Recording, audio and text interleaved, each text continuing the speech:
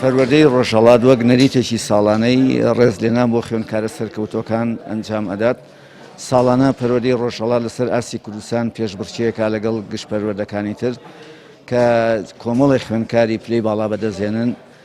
خۆشبەختانە ئەم ساڵیش 9 خوێندکارمان لەسەر ئاستی کوردستان پلەی دووهەم و سێهەمیان بەدەستهێناوە کە دابەژوون بەسەر 6 خوێندگا ئامادەییدا.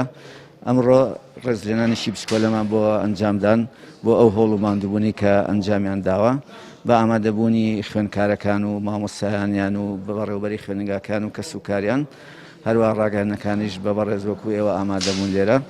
ڕێژی دەرچوون ئەم ساڵیشی هەموارمان تێپەڕکرد خۆتانزان هەم کۆرۆنا هەم باری ئابووری خراپ، بەڵام بە خۆشبەختانەوە کە پەروەردەی ڕۆژهەڵات دایما لە ئاستی پەروەردە یەکەمەکانە ڕێژەیەکی زۆری خوێندکارمان پلەی دەرچوونی زۆر باڵیان بەدەستهێناوە بە سەدان 98مان بەدەستهێناوە.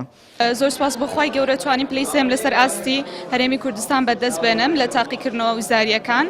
من خوێندکاری 12 ئامادەیم لە کۆلێژی سلێمانی نمونەیی کچوان.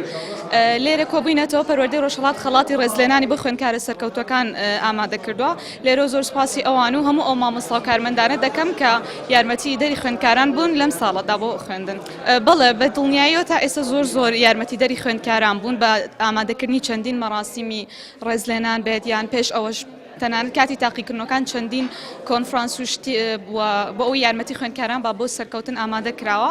ئەمەش زۆر پاڵپشتێکی گەورە بە بۆ خوێندکاران بە ئەوی سەرکەوتوتر بن و هەوڵی زیاتر بن.